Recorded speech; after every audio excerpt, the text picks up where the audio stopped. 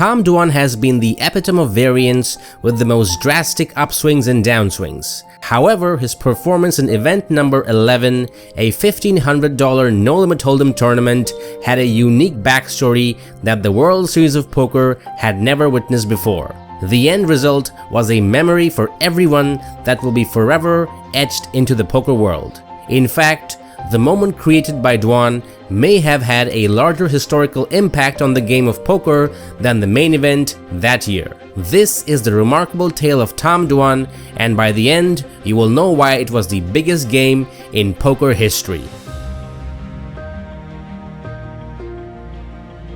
In 2010, the poker community was incredibly wealthy, primarily due to the booming success of Full Tilt Poker. Numerous poker professionals were exploiting the site as a limitless source of income, resulting in a surplus of money circulating within the community. This abundance of funds led to some extravagant wagers for bracelets during the 2010 WSOP. Prior to the World Series, Tom Dwan offered somewhere between 3-1 and 3.5-1 odds to any takers that he would win a WSOP bracelet in 2010.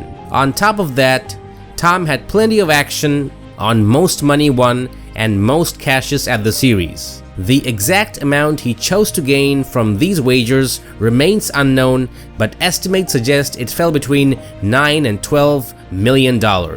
Virtually all of poker's elite wanted some of the action, including the biggest names at Full Tilt Poker like Phil Ivey, Howard Lederer, Mike Matusow, Huck Seed, and Eliel Ezra. Obviously, Phil Ivey was the biggest contributor to this. He was rumored to lose $3 million alone if Dwan shipped a bracelet. Even PokerStars pro Daniel Negreanu got in on the action, as winning a bracelet had to be considered a long shot given the size of the field that the World Series was seeing and the fact that Tom Dwan had yet to win a large field tournament.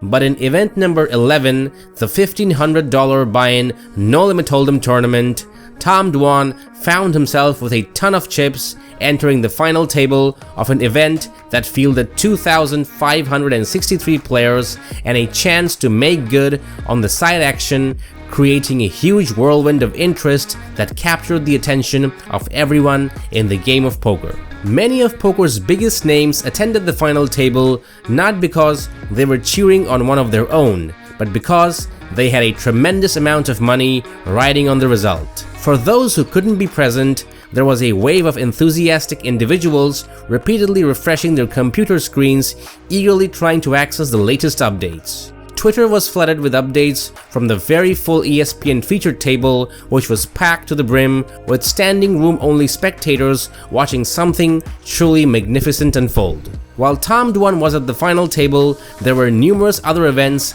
happening simultaneously, like event number 15, the $10,000 7-card stud high-low split 8 or better championship. This premier tournament featured the best players globally and was located right next to the final table of Tom Dwan. Despite playing one of the toughest tournaments in the world and having $10,000 on the line, the majority of the players were preoccupied with what was going on with Tom Dwan. When play got down to the final table of 9, Huck Seed, who had $300,000 against Dwan, was so convinced that he had already lost that he sold his action to Eliel Ezra for $82,000.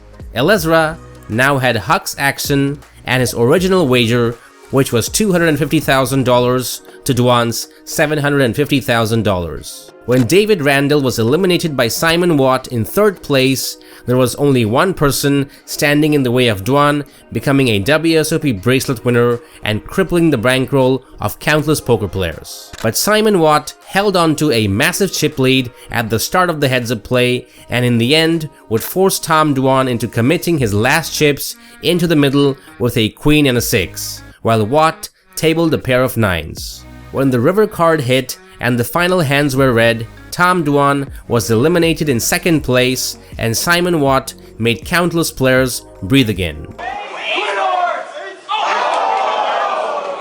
Negreanu and Matusow jumped from their seats and hurried over to witness the final hand, joined by several other elite players. When Tom Dwan lost, they all rushed back, cheering and waving their arms, their excitement akin to that of an 8-year-old on Christmas morning. Dwan was clearly upset after finishing in second place and quickly left the arena after the final card was dealt. Mike Matusow, who seemingly had the least amount of money on Dwan losing, seemed to be the most jubilant after the match, shouting to Watt, "They are going to put your name on Bobby's room. Here is Simon, who saved everyone from going broke."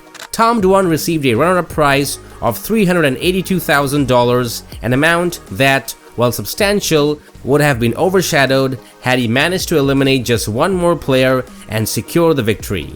The only thing that you heard him say was, "Can I pick up my money tomorrow?" as it was clear he was wrecked by getting this close only to fall one spot short. However, the defeat in the heads-up match only fueled Dwan's determination. He entered as many tournaments as possible in his quest for a bracelet. Despite being a regular at high-stakes online cash games, Dwan was now seen darting between multiple tournaments at the Rio, attempting to build up his chip stack. Sadly, he never experienced another run quite like in event number 11 and managed only a few other cashes. This marked the end of his bracelet quest, as he wouldn't come close to winning one again. It's difficult to measure exactly how much the Simon Watt win meant to the rest of the game of poker, and it's impossible to tell in words the excitement that was felt that day. The figures were indeed astonishing, but it's the numerical analysis presented by Terrence Chan in his blog that had the potential to yield the most staggering numbers of all, and why it was the biggest game in poker history. Imagine Tom Dwan had the potential to win $10 million.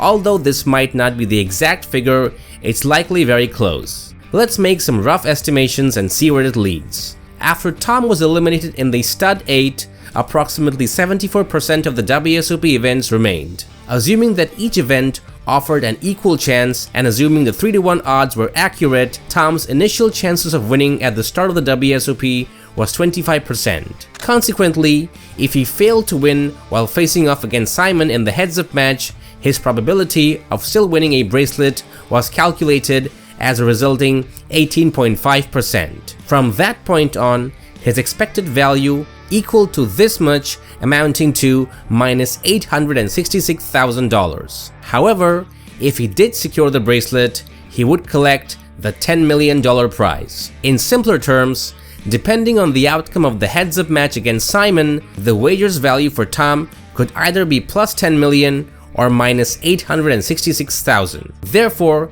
Tom was essentially playing for a total of $10,866,000. During the tournament's conclusion, the blinds were set at 60,000 and 120,000. According to Poker News, there was a total of 11.5 million chips in play that day, equivalent to 96 big blinds on the table. If we consider Tom's potential winnings at 9.1 million, each big blind was worth $113,000 from his perspective. In essence, this translated to a no-limit hold'em game with blinds of 55,000 and 110,000 in real dollars. This was beyond any doubt the biggest game in the history of poker.